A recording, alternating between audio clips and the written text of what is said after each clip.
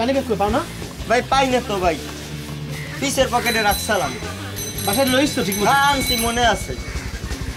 না ভাই নিচে পারছেনি না কেউ এনেছে। কাম দেছো কোরবানির সময় পকেট সাবধান করে রাখতে হয়।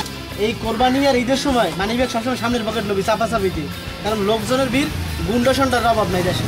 দেশ কি ভালো দেশ বেড়া? এই চাপা চাকা লবি আর নিতে পারতো না। মানিব্যাগ সামনের পকেটে নিয়ে চলুন।